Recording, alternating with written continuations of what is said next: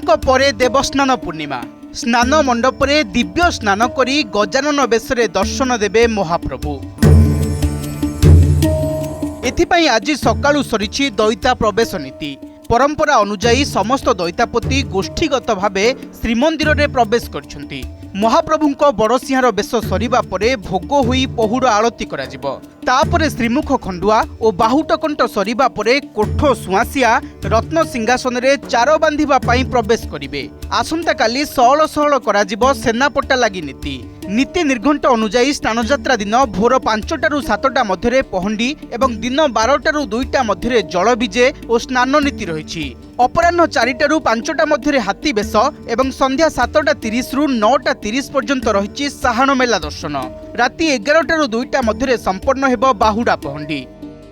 कौन विभ्राट ना स्नान यात्रा कि श्रृंखलित हम जल लगी श्रृंखलित हम हाथी बेश अति निकटर भक्त मैंने देखिए बड़ दाण्डे जल लगी जो देखिए महाप्रभु सामने कहीं छिड़ा भी नहीं। आज रथ यात्रा आमर जो पूरा मासक जाक जो प्रोसेस आज आरंभ हो जाए आ काली है आमर राति आज बाहुटी घंटा अच्छी छेनापड़ा लगी हो भोरू आम सबू सेवायत मैंने आ सबू दैतापति भाई मैंने पूरा चेष्टा करूँ भगवान जितक सेवा अच्छी जमती निष्ठा रूपे उसको ताकू आम पालन करूँ।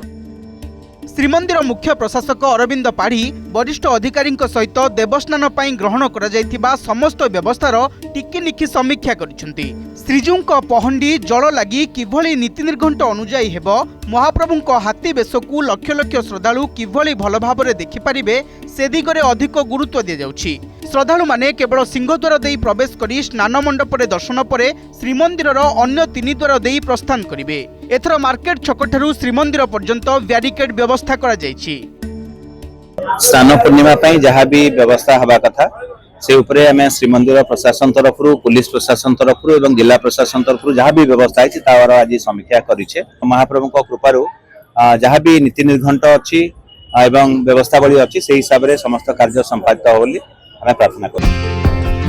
सेपटे स्नानयात्रा पुरी रे सुरक्षा और ट्राफिक कटकणा नहीं करा जायछि व्यापक व्यवस्था। भुवनेश्वर ब्रह्मगिरी और कोणार्क पटु आसुथिबा 2 चकिया गाड़ी गुड़िक मार्केट छक पर्यंत अनुमति प्रदान करा जायछि। गाड़ी गुड़िकु म्युनिसिपालिटी मार्केट कॉम्प्लेक्स रे रखा जिवो। सेठारे पार्किंग फुल होई जिबा परे पुराना जगन्नाथ बल्लभ रे पार्किंग करिवे। सेहिबोली भुवनेश्वर पटु आसुथिबा 4 चकिया गाड़ी गुड़िक बाटगां श्री सेतु देई न्यू जगन्नाथ बल्लभ पार्किंग रे रहिबे। सेही पार्किंग फुल हो सारिबा परे गाड़ी गुड़िक जेल रोड तापरे मेडिकल छक और सरधाबाली निकट निर्धारित स्थान रे पार्किंग करिवे। अन्य पक्षरे पुरी को जाउथिबा समस्त बस मालतीपाटपुर रे रहणी व्यवस्था होइछि। सरधाबाली रे सिटी बस और तालबणिया रे टूरिस्ट बस गुड़िक रहिबो। श्रीमंदिर को संजोग रास्ता रे जानवाहन चलाचल निषिद्ध घोषणा करा जायछि। सीसीटीवी नजर रहिबो बड़दाण्ड और श्रीमंदिर। श्रीमंदिर परिसर भितरे 52टी और श्रीमंदिर बाहर 250टी सीसीटीवी लागिछि। सामान्य भक्त मानक सिंहद्वार प्रवेश और जो माने कि पहंडी टिकट नहीं थिबे से मानक दक्षिण द्वार प्रवेश व्यवस्था कराई। कार और अन्य एलएमवी जो आसवे भुवनेश्वर साइड रू से मानक जेबीपीसी parking old jail road parking जो आमर गोटे अच्छी मल्टी लेवल पार्किंग या सहित सरधाबाली रे गोटे अस्थायी पार्किंग तैयारी करा जाए। पुरी कैमरा पर्सन सोमनाथ और गोपाल सहित प्रदीप महांती और मधुसूदन मिश्र रिपोर्ट ओटीवी।